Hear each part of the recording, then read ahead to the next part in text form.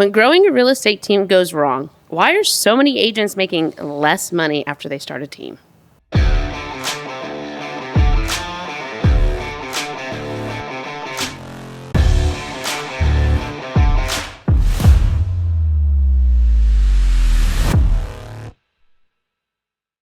Welcome to the Open Books Podcast, where we discuss all things real estate, helping you take the road less traveled to success. Because I'm your co-host, Brooke Massey, alongside Casey Tuter today.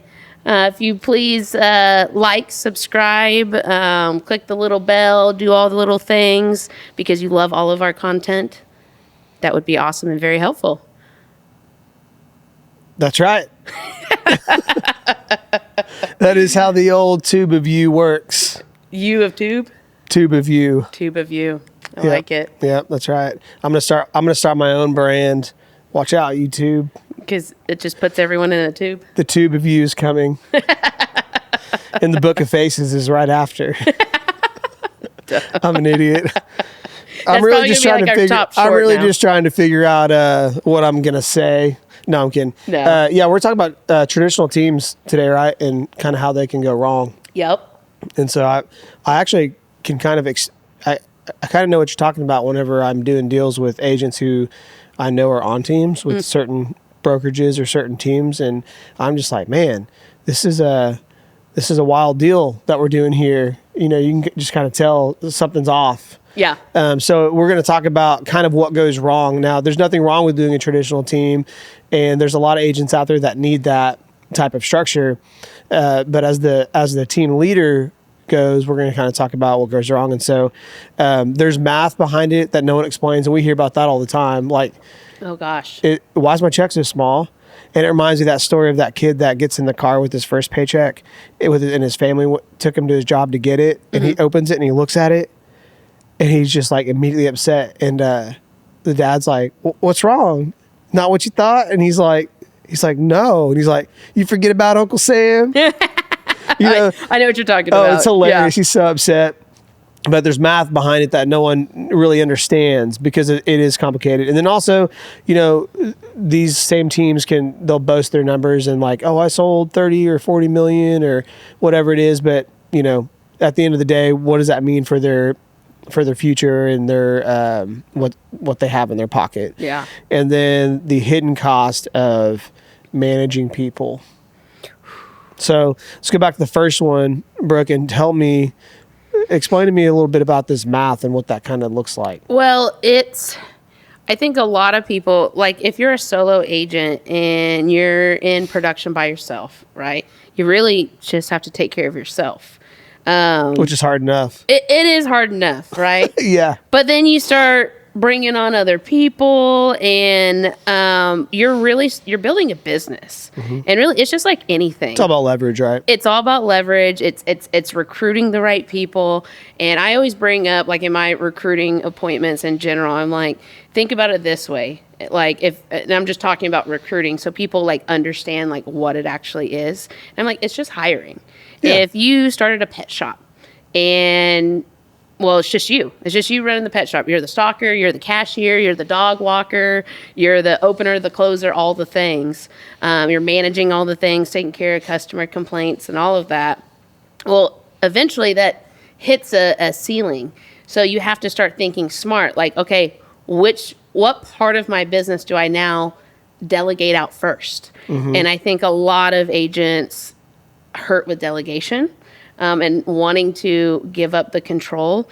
Yeah. And so that's already that can be a big expense already, like just hiring somebody. And then if they mess up, and so a lot of people are like worried about it. They don't want to delegate it, or they don't know how to implement it the right way, or hire somebody. Yeah. But then anyways, with the pet shop, you just go on about your way. But the point I'm trying to make is you're now starting to build a true business. Yeah. Well, that your individual production is. Yeah. If you can, as the owner, if you can step away and not be in the pet shop selling the pets, then you can take your time to pay the bills and think about how you want to grow your company, or maybe advertise to get more people in the door. Yes. But you can't do that if you're talking to customers all day. Well, and it's a balancing act. And I think a lot of people struggle with this. They want to they don't understand what to lead with, like value wise. Sometimes people lead with, money, like, hey, come to my team and I'll give you a $6,000 cap, which is very enticing. But if that's what you're leading with, the retention rate is not going to be there. So Right. you gotta, it's a balancing act. You gotta provide value and make sure, you do need to make sure you pay them well. I'm not saying don't, but you gotta provide both. And when you provide value, well, that value, it usually costs you money. You gotta provide leads first and foremost. Then you gotta provide systems for them to help stay organized, maybe get an assistant to help them with some things, contracts. That's the things that people forget about, I think. Yeah, so let's break down the money though, like what people aren't considering, or what it actually looks like from a team lead, because we know what it looks like from an agent's perspective. If you were to join a team and someone gives you a lead, you're not going home with as much, because someone spent time to develop that and give that to you. Yep. And so, but what does it take from a team leader's standpoint in that situation? What does it take for them to get you that lead? Like, what does it cost you? Yeah, a lot. I answered the question that way yesterday. This guy asked me how much it would cost to remodel or kick out a wall on a house. I said, a lot. And he's allowed. He's like, that's a good answer. I'm like, dude, I'm not a contractor. I can't tell you how much it's going to cost to bump that out.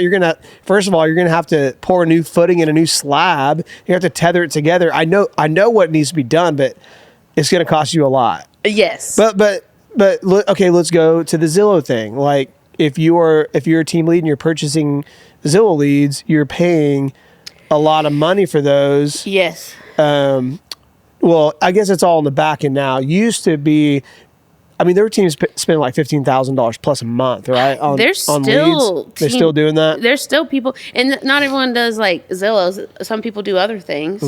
Like Jennifer, she has her little Hubbard referrals, and so she's getting stuff from a little bit of different resources, but she's spending quite a bit of money a month getting that up and going. But to your point, it's what it takes to be a team lead. Like, that is the value that you have to provide, and that value is expensive. Yeah. And you also need to protect it too, because you can't just spend the money and be like, and just hire good people, so you hope, and then that's it. Yeah, because they were given a free lead, so it's like, and remember, they're going to get hammered on the commission amount because it was free. The saying is nothing's free. No.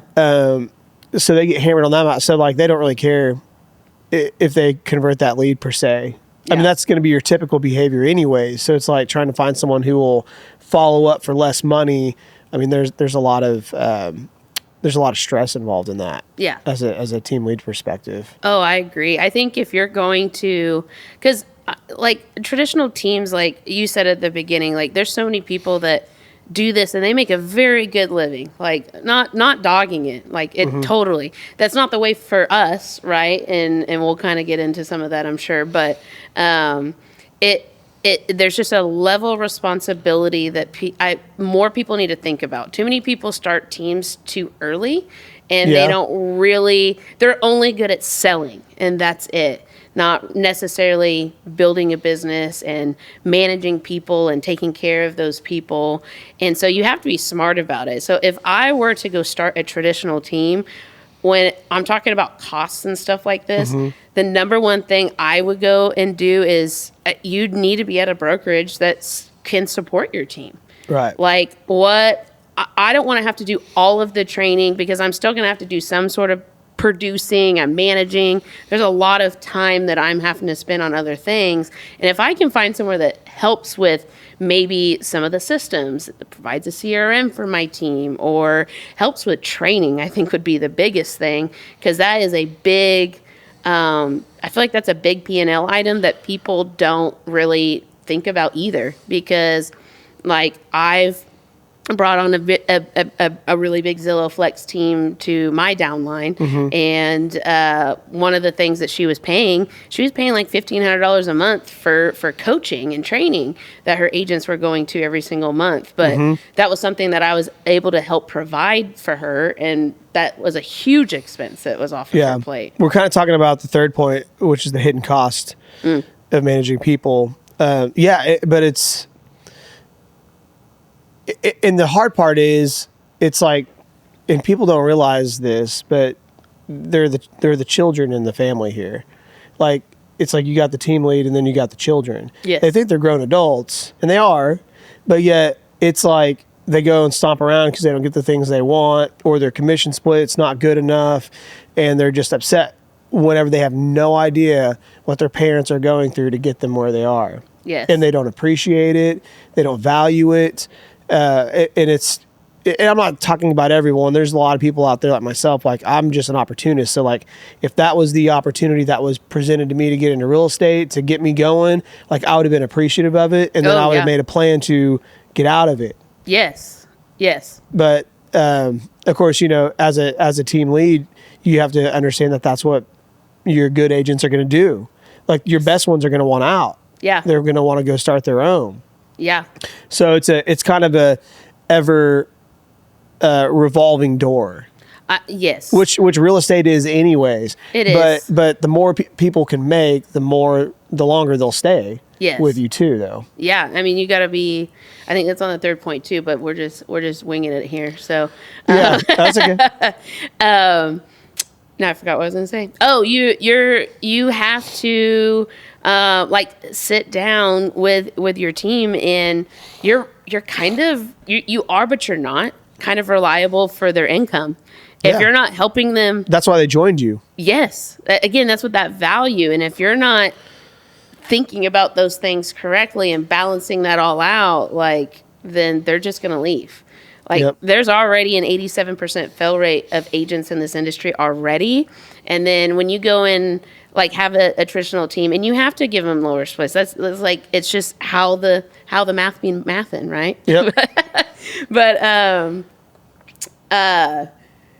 forgot what I was going to say. Well, it's kind of like the philosophy of, so I remember like 25 years ago, whenever we first started getting in the workforce, and my friend worked at Best Buy, and they were pulling this whole, like, they only have like a handful of full-time employees because they don't want to give them health insurance. So they let them work 32 hours or whatever that number was. Yeah, you know all about that in the corporate world. I know all about it. So help save on that P&L. Yeah, as a to me, as a lot, what I think is, as a logical person, they're also turning people over constantly. Yes. And there is a massive amount of money that goes into training new people. So they're always training new people because they can't get people to stay. And I'm just thinking, why would you not just, like, maybe fire the trainer and like take his salary and his insurance, and let the other people have it. Yeah. And, let them just do their jobs and make them happy, and then they'll stay forever. Yes. Give them their raises, and then you don't have to train people anymore. That is like the biggest, like corporate America, that's the biggest P&L cost that's not on the P&L that you literally cannot track and record. So it's a very good point.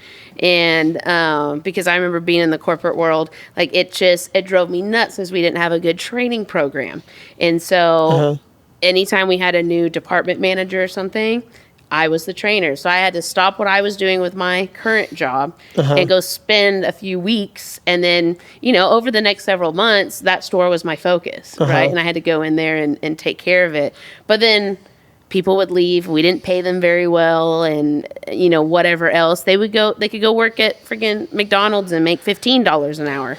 Yeah. And so it's like, people look at that value. I mean, now we're talking about money again, which money's not always everything, but there's a balance to it. Right. There's a balance to both. Well, if you take care of people, they take care of you. It's like, exactly. So for my sister's job that she does, and she's very good at what she does, but the thing is she makes about, and I'm kind of making this up, but I think she probably makes about $30,000 more than she could anywhere else doing what she does. Yeah. So what does that mean? She can't leave. Yes.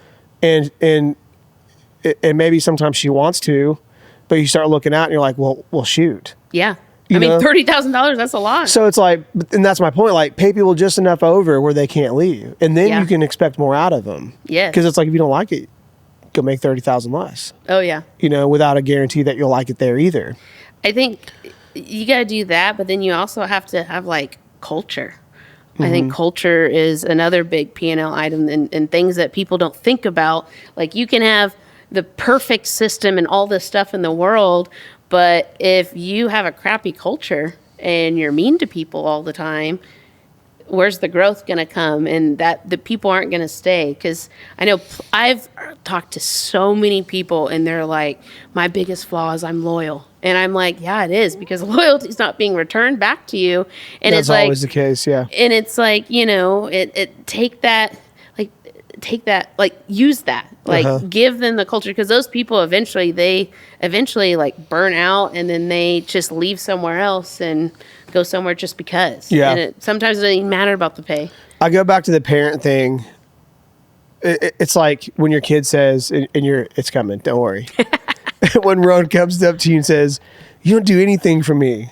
Like, and you're just like I can't even argue with you, because you would never comprehend. Yeah. Like, I've spent years and years and years finding myself and finding my career path to be able to afford to put a roof over your head and keep your mom at home so we can raise you how we choose to raise you. Yeah. Like, there's nothing I can do to explain that to him. Yes. And it's the same like when you get downlines, and it's just like, well, what are you doing for me with this split?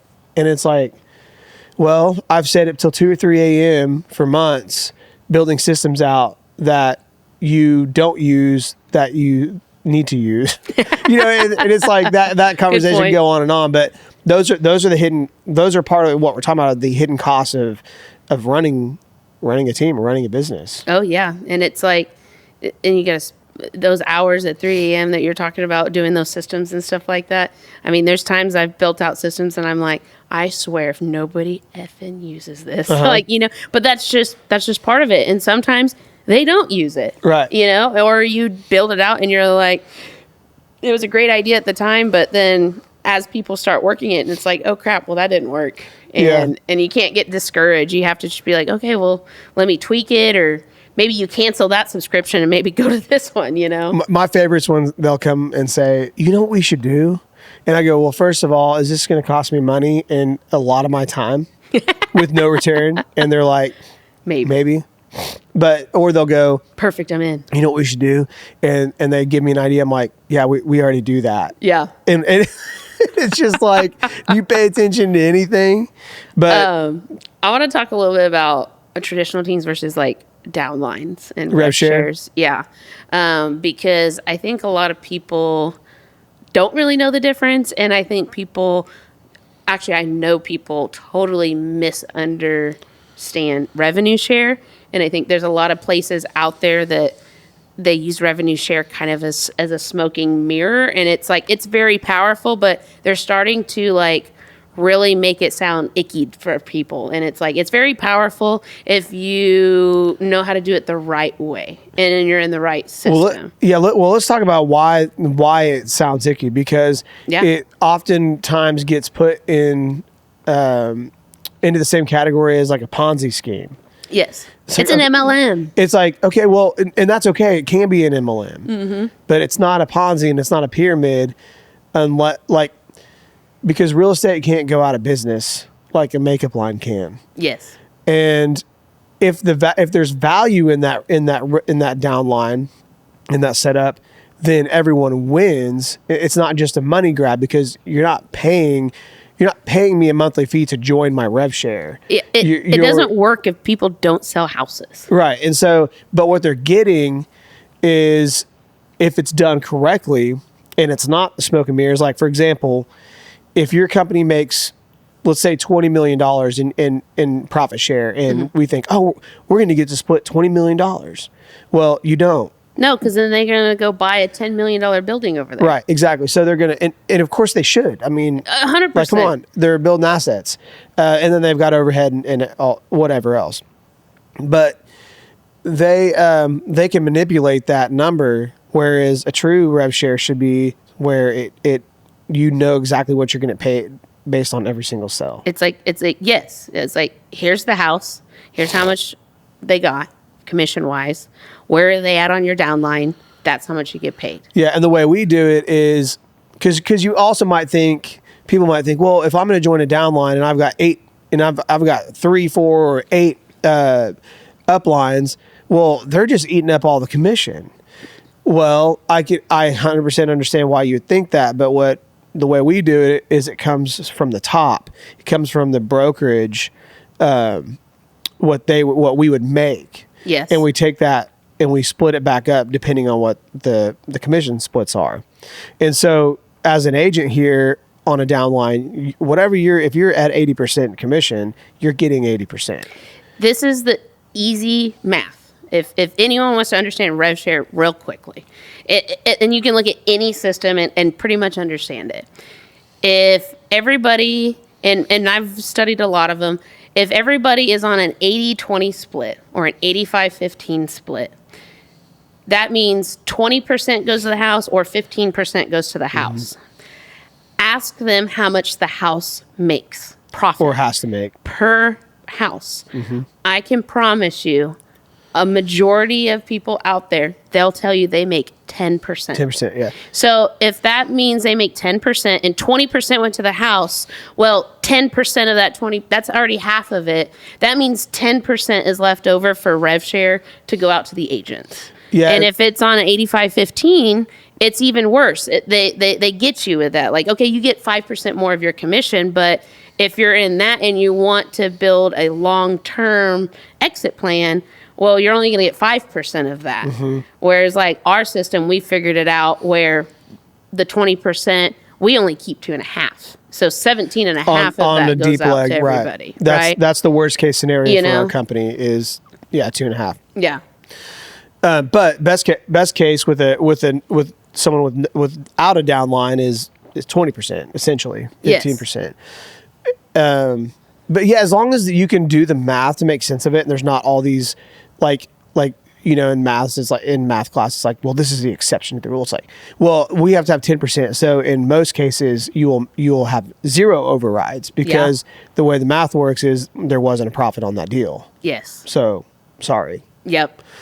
So that's what you really have to check when you come into a rev share. And I think if the rev shares are done right, and I'm sure there's other companies out there that are doing it okay, and I know we do, it's a good system to be a part of because you've bred a culture of abundance and sharing what works and what doesn't work in your businesses instead of trying to just keep everything for your own. This is how I like to think about it, because Gary Keller wrote the book The Millionaire Real Estate Agent, right? And if anyone hasn't read it, it's a great book. Everybody should read it. There's a ton of great nuggets in there, and I really think like this day and age you can still do that. That's like what we were talking about, but some of the things that I saw is very limiting, because that whole book talks about, there's a page in there and it's the natural progression of a real estate agent, and it's basically 7 steps. Doesn't it just go to the traditional team lead though? In that where it caps? It does. And the 7 steps, basically it's the 7 steps to then completely replace yourself and basically have a successful $1 million real estate team that you're not running, that you've stepped out away from. Okay. And you make what? You make millions, essentially. I think depending on your area and stuff like that too. Sure. So I met a guy the other day and his average sales was $1 million. And I'm like, cool, Lord. Mine's 250. Yeah. Yeah. But I'm in Oklahoma. So that's normal for us. But anyways, the 7 steps of the natural progression, like it starts as an individual agent. And this really depends on you as an individual agent, like what your goals are. But if you just want to sell houses on your own for the rest of your life, that's fine. Do that. right? Yeah. But I think most people like to progress and get better and make more money and whatever else. At least I do anyways. And so the 7 steps is it starts as an individual agent. Then your next step is you could get a transaction coordinator. That's like the first thing anybody should ever do. Then the next step is, okay, you're producing more. Now you need to go get a buyer's agent. And it talks about like saving your time. Then you kind of go in, then maybe you get an admin to also help you. Then you get another buyer's agent. Then you get a listing agent. Then you get a manager. And then eventually you just step away completely out of the team. And then 3 of your people don't like your manager, so they quit. And then, That's going to be my point. You know. Well, and then I always like to take it a step further. And some people, those people that quit, I think when people get to that stage, they get tired of people leaving, and it's what we already talked about. It's a missing P&L item that's very expensive. So then people go and start their own brokerages, and they just take their team with them. So that way, if someone leaves their team, well, they can just stay at their brokerage. I still think that's very limiting. And that's why I try to get people to really think about the possibilities, because if I'm spending time with somebody, the time, effort, and energy, I want them to be successful, and I don't want them to ever leave. I want them to be me. So even you go start your own brokerage, well, there's still an 87% fail rate of people over here on the right. You still have people over here that maybe are making $100,000-$500,000 a year, but then they do what? They want to naturally progress, so they leave and go start their own brokerage. There's like 300,000 brokerages nationwide that are operating right now. We don't need more brokerages if there's still things coming over here. And so if people are going to leave, instead, why don't I give them the power of rev share, and why don't we do all of this together? And then they're going to continuously bring people, and they're never going to leave. And now everyone's helping each other. And now it's like a giant web of people and a strong business that you've built, and they can do whatever they want. You can have individual agents, you can have people on teams, you can have people that want to quote unquote run their own brokerage, and they're basically doing it with their rev share, branding themselves, doing whatever, doing coaching over here. There's unlimited power in rev share. I think there's no limit to it, like everything else. Well, I think the limit would be the mindset and understanding the power of what it could do for you. And I think, and I tell people all the time, like I'm 40 years old, and I'm just now to the point where I'm starting to really understand what money is. Yeah. And so if you grow up without any, and then you don't know what it can do for you, you look at it as something you can spend. Yeah. And so that's also why people want to just go join and get the highest split and not give anything to anyone else or rev share anything because they want what's theirs. And this is very dangerous because, and again, I'm telling this from experience, because you start buying nice cars, you buy a bigger house, and you make more and more money. But then you really realize, like, if I stop today, I am really back to where I was when I was a kid. It all goes away. I got no money. Yeah. And that's why you have to look into the rev share. But I think the reason it doesn't work well is because most people on that rev share isn't going to understand it. So I think that we got to make sure we do a good job of explaining why it's important. But that goes back to what the dollar does. Like, anytime you get a dollar bill in front of you, you can do 2 things with it. You can spend it and get a dopamine hit, or you can take it and then you can invest it into something else. Yeah. And I think that's kind of where I'm at now that I'm in my 40s. And the rev share system can help that, because what wealthy people have that poor people don't is time. And even if you're making $400,000 or $500,000 a year, what you don't have is time. Yeah. And especially if you're spending $400,000 a year on your lifestyle. Oh yeah. So I think, or your team. yeah, and so I think for me that's kind of the biggest thing that we got to drive into the culture and the rev share style is like what what it can actually do for you. And there's a different way to think about it. Like I talked to that same person that I said had as his average sales $1 million. Very successful guy. He sells probably 60 homes a year.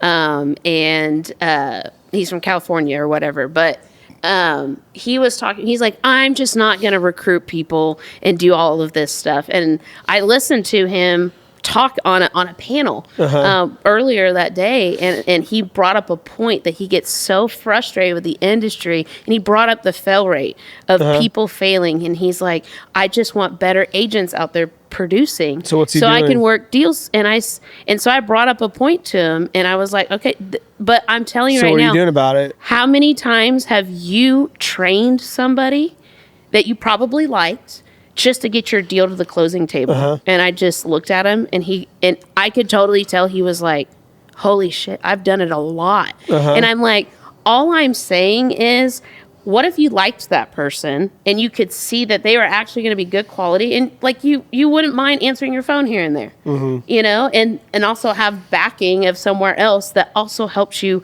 train that person, so you don't always have to be the one answering the phone all the dang time. And I could totally tell his brain started to think, and I was like, just think about it. It's the time that you're doing.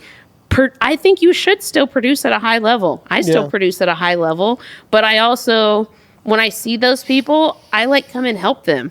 And so I haven't brought that many people to my organization, and it's helped me multiply quite a bit, where I'm at a point now, if I got sick or something happened, I don't have to produce, and I could still make good money from all of that, from just my time that I've already been in this industry. You know what's crazy is like, doing it on your own. Oh my gosh. Like who was it? Oh, I knew a guy who just retired, and he did a trash route. He created his own trash route in like Guthrie or something like that. And he did it for like 30 or 40 years. Yeah, that's good. You know how many times he went on vacation? How many? 0.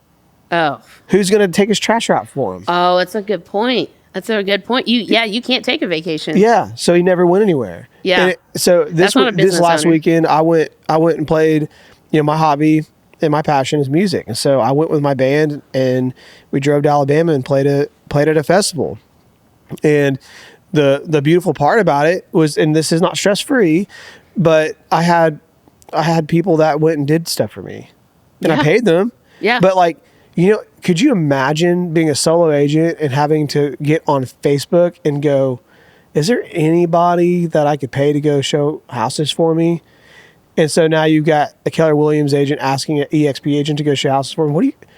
How do you think that's going to end? Oh, yes. Yes. Like not well. Yes. But I know the agents on my downline, they're getting experience by showing.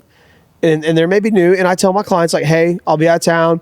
This agent's new. They're not going to know anything about the construction or maybe any of the details of lending. Yeah. But you can call me, and I'll be available, because my show isn't until 8 at night. Yeah. I'll just be driving or hanging around. Like, call me. But now this person that went and showed me a house also got paid for it. They got some experience, and then I got to show a house. Yes. And you can't do that on your own. No. I mean, someone would just steal your client. Well, like, I mean, even the people that I've like helped and stuff like that, like, I mean, now my downline is in Arkansas randomly out of nowhere, just because of like just helping certain people, and then they come to me with ideas because they're business owners too, and they're excited about it, and they know that I'm here to help because this is the value of the system that we're in. And so they come to me, and I'm like, great, well, let's do it. When are we going to Arkansas? You know what I mean? So it's just things, it's just different. It's more empowering. And I think if people actually learned how to do it the right way, then it's just going to take some time. We'll teach them, Casey. That's right. And we're not telling you guys to not do a traditional team. Yeah. But don't just jump and go do it because your predecessor or someone else is doing it. Get a mentor. And we didn't really cover this a whole lot, but basically it's like, just because you look at a production list and you see that a certain person has sold $50 million last year, They probably made $50,000. I want to know what's in their pocket. That's Yes. the only thing that matters to me.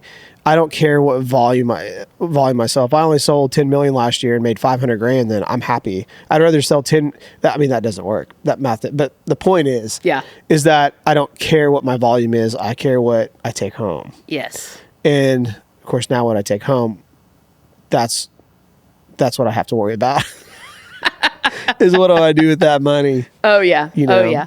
It's like in corporate world, they always harp down our throat, like, what's your gross profit percent? What's the gross profit percent? What's the gross profit percent? And I'm like, I don't care. Here's my dollars that I took and I put in and I exceeded it, you know? And so it matters. So the percentage is like the perception.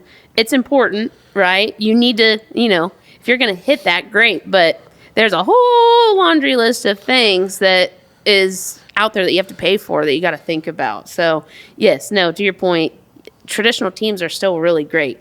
It's just things that you need to think about if you're going to do those. And I think being in a good system that helps you do that and having a good mentor. So, you know, because we have traditional teams. I have traditional teams on my downline.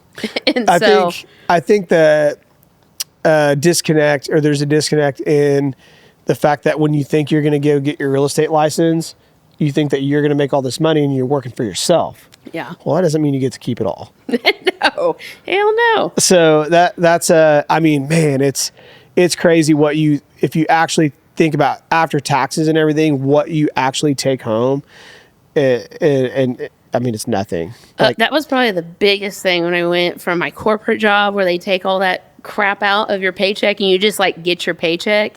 But then I get a commission check and then I get it. And then, you know, the brokerage split comes out and then Uncle Sam takes it out. And then you're like, that's effing painful. Yeah. I spend more running my business a year than most of my friends make in a year. Totally. And so they'll be like, you made what? And I'm like, you know what I spent? And they're like, you did what? And I'm like, yeah. And I operate fairly lean. Yes. Yes. I'm not crazy. No. Like, I understand when you spend $1, you only get a 30-cent, you know, savings on it. Oh yeah. So I'm not just out there buying stuff.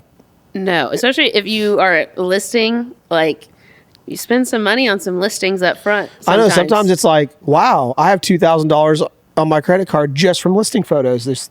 Totally. And again, that's lean. Yes. That's not even, that's just like high quality photos. That's not even like marketing videos that you could pay for. So it could get out of control really fast. And those are things that people don't consider. I'm not trying to discourage people from like becoming an independent contractor, because that money that I spent, like I grew into that. And it's not that I have to spend it, but if I am spending it, then most likely it's because I'm making money. Yeah, because there's plenty of ways to make money in real estate for free, minus like your time and your gas, right? And maybe some listing photos if you get a listing. But there's even ways to have the seller pay for the listing photos if you're getting up and going. Yeah. There's ways to do this business without doing that. But as you get going and as you're scaling, you have to. You learn new things and you implement more stuff. You may hire people and it gets expensive, but that's why we get paid good money too. Right. Yeah. Because exactly. it's expensive. Yeah. That makes no sense, but you know, it does. And I learned this. I like the analogies and stuff because I don't know. I like analogies. But when I was a barber, someone would say, you charge $35 for a men's haircut. And I said, yeah, but let me explain why. And because I was at a commission-based salon that provides, of course, coming from them, it's like they're providing color, shampoo, all the stuff that we need, minus our like scissors and stuff. It's kind of like here, like they give us everything we needed, basically. It's crazy how like, all businesses are the same. Yeah. So it's like, okay, so my salon, you know, there's a little scale that the more you sold, the more haircuts you did, the more you got to keep type thing. But it's like basically 50-60% you got to keep, the other 40% went to the house. And so after that, so let's just call it $30. Let's just say 50%. So now I've got $15, and then I pay 20% in taxes on that. So let's call it $12. And then if I need shears, if I need them sharpened, if my hair dryer broke, that kind of stuff, I'm making $10 to $12 an hour. And then after I said, they go, oh, well, I didn't mean to. I'm like, I know, but you brought it up. So I just wanted you to know. Yeah. Like, Here's the education. working in under someone else's roof that has rent costs you money. Yes. You know, and then if you're a booth renter, you paid, I don't know what it is these days because I haven't done it in a long time, but you know, when I was there, it was $1,000 a month. Whew. And that's a lot. At $35 a pop. Yeah. You're working away, just, you know, and of course, just like in real estate, if you have, it's like a cap, you know, so it's like if you're crushing it, but again, you're going to be you're the same boat as like, if I am not here tomorrow, I just lost out on $300 or $400. One of the best ways a national coach taught me how to explain like 3% commission to like your point. It got like 3 cards, yeah. and he like put it out. That's why I just said what I said. Yeah, and he's like he puts this card over here when he explains it to the seller, and he's like, well, this card over here goes to my brokerage essentially. Then this card over here goes to Uncle Sam, and he had a fancier way of saying it, obviously. That's but pretty he's much like, it, yeah. It's like, this is what I actually have left. So it's like, out of the 3 cards, now you only really have 1 card. And so, yes. Yeah, and I mean, we could take that 1 card and split it up 3 ways, but then it's like, if you just go hire a discount agent, that's all I'll say. If you want to go hire a discount agent, that's fine. But do they think about money like this, or do they end up with a third of this 1 card and go, well, that sucked. Yeah. And then they're resentful. Yes. And then they keep offering discounts because they don't know how to provide their value. Yep. Prove their value. And so, yeah, it's crazy. And then the other thing that I noticed, and you have to be careful of, just like when you have a traditional team, we talked about when people leave. I walked in the salon one day and we had 25 barbers and stylists there, and 10 of them are gone. Just walked in. Stations were cleared out. They came in overnight, got their shit, and left. Dang. So they're paying $1,000 a month. So what does that mean for the salon? They just lost $10,000 a month in revenue until they can replace those agents. Ooh, and that's rent's expensive. Yeah, and I mean, rent. I can't remember what it was, but we were spending, over $100,000 a year just keeping that place open. Yeah, these are things that people don't think about at all. No, and you don't blame them because they just got their license, or they just got into barbering, or they just got hired at that firm. Whatever they're doing, they have no clue. Well, I mean, our society has been pushed to become an employee. Yeah, and that's it, and like that's the only thing, and it's been like that for years, right? And there's nothing wrong with that. We need employees, and we need good employees, but it's like there is something else that you can learn. I also think it's to the whole point of our whole episode. I think because we've been forced as a society to learn that way, it is hard, and there's a lot to it. And I remember quitting and then went into this full time, and like there's a lot of things I had no clue. I managed people and did all the things, and I was operational and looking at P&Ls, but there's still just another way. There's just something about running your own business. There's just things that you just don't think about, and there's not that much information around. Right. There's becoming more and more, like with TikTok and all of that, but like there's just not, Yeah. Well, yeah. I mean, that's why people don't become successful, is because they're looking for someone else to do it for them, or tell them exactly what works. And you could have two people open up a brokerage, and they could do it 2 completely different ways and both become successful. Yes. So it's like this person, like what did this person do that it doesn't matter. You're probably going to take a different path if you want to be successful. It might just take pieces from what they've done. Well, and that's, everyone's different, right? I always just say like, hey, listen, well, I'm always going to explain to you like the skeleton, like the bones of how something's set up. But how you add your own fluff, well, that's kind of up to you. You're going to get ideas from me, but then you're going to randomly hear Casey teach one day, and you're going to be like, man, I'm going to take that piece and use that because that fits your personality better. I always say just do what makes you feel comfortable too, because if you do what makes you feel comfortable, then you're going to be confident, and then you're going to make other people feel confident are comfortable with you as well, and then they're just going to use you. Yeah, I agree. Well, let's recap. Basically, we're just saying don't start a team because you'll... No, I'm just kidding. No, basically just really, I would say think about what you're doing. If you want to start a team, I would probably go talk to other team leaders and see what they've been doing and how it's worked and what doesn't work. Yes. Don't just try to figure out everything on your own. That's really the end all be all. And then really look into rev share and how it works, and think about when you're joining a brokerage, don't just think about yourself. Essentially, think about how the whole machine works and how you, and honestly, how maybe you could benefit it. Yeah. That's probably my recommendation on all that. But just as you're growing a business, just do one thing at a time and slowly grow. And the E-Myth book is a good book too on how to do that, on how to step away and start hiring out for things that you need. And I mean, the quickest example is like, don't take your own listing photos.